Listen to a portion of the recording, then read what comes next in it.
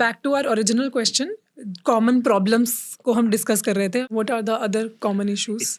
Erectile dysfunction एक बहुत common issue है जो कि लोगों को बाद में आता है. इनिशियल स्टार्टिंग डेज में नहीं आता इरेक्टाइल डिसफंक्शन. सबको इरेक्शन आता है, सब कुछ होता है, लेकिन ऑब्वियसली वो फीलिंग्स होती हैं, वो ज़ील होती है. किसी को भी देख के आपको फील होने लगता है, या पार्टनर के पास बैठे हुए हो तो भी आपको फील होने लगता है.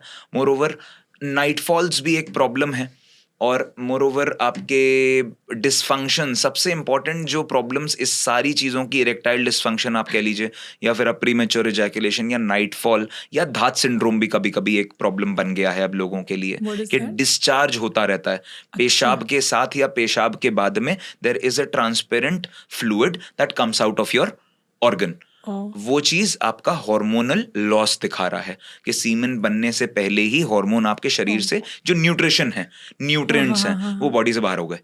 इन टर्न आपका जो खाना आप खाते हो वो आपको लगता नहीं है बहुत ज्यादा.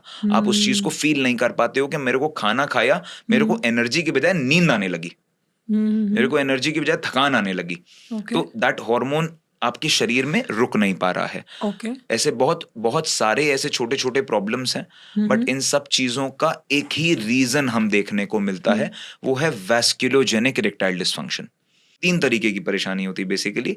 एक आर्टीरियोजेनिक डिसफंक्शन होता है जिसमें पेनिस की ब्लड फ्लो सप्लाई करने वाली वेन्स नुकसान करती हैं या ब्लॉक हो जाती हैं. एक ब्लड फ्लो वापस ले जाने वाली वेन्स, जिसको मैंने बताया प्रीमेच्योर का रूप देता है. और ऑन द कॉन्ट्रेरी ये चीज न्यूरोजेनिक भी होती है कि बहुत बार न्यूरोलॉजिकली आपको वो फील होना बंद हो जाता है.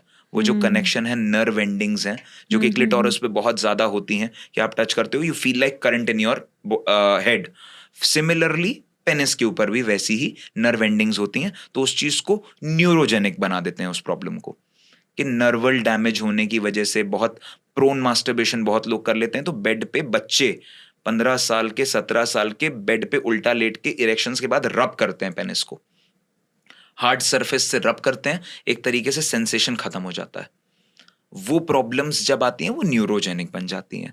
तो ये बहुत अलग अलग एस्पेक्ट्स हैं, लेकिन इनमें से 95% वैस्कुलोजेनिक प्रॉब्लम है, वीनस लीकेज की प्रॉब्लम है. और ये वीनस लीकेज बहुत हद तक सिर्फ और सिर्फ पेनाइल लूजनिंग और ब्लॉकेजेस की वजह से ही आ रहा है, जिसको हम लोग नेचुरली क्लियर करते हैं बिना कोई, हम इसमें रेकमेंड नहीं करते कभी भी कोई दवा खाओ. हम इसमें कभी रेकमेंड नहीं करते कि सुई लगाओ या इसमें इम्प्लांट करा लो. आजकल इम्प्लांट्स भी आ गए हैं मार्केट में that can mimic the same activity of your organ. तो इस तरीके की चीजें मार्केट में आ गई हैं, but at the cost of what? Your confidence. Yes, of course. क्या एक बार आपने सपोर्ट सिस्टम स्टार्ट कर दिया तो फिर you will be totally dependent on that. आपका कॉन्फिडेंस खत्म हो गया तो आप क्या करोगे? देयर आर आपकी टेस्टिस की जगह पे देयर आर पंप्स वो लगाएंगे. You can inflate those pumps and you can have sex, but that's not your profession. It's for the intimate quotient that you are doing everything. The sole purpose of it is diluted. Yes. तो जरूरत है लोगों को इस चीज को समझने की कि कोई भी सुई, कोई भी चीरा या कोई भी दवा खा के इस चीज को, इस कॉन्फिडेंस को लाना पॉसिबल नहीं है.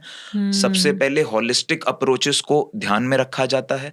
जरूरत है डायग्नोसिस की. इस चीज को लोग डायग्नोस नहीं करना चाहते, ओवर द काउंटर जाते हैं, सर मेरे को दे दो. अब मेडिकल स्टोर वाला अपनी इज्जत बचाने के लिए 10 mg की दवा नहीं देगा, वो 100 mg की दवा देगा, क्योंकि अगर 10 mg पे फेल हो गया तो वो बोलेगा कि सर तुम्हें तो पता ही नहीं है कुछ भी. Thank you so much for watching this clip.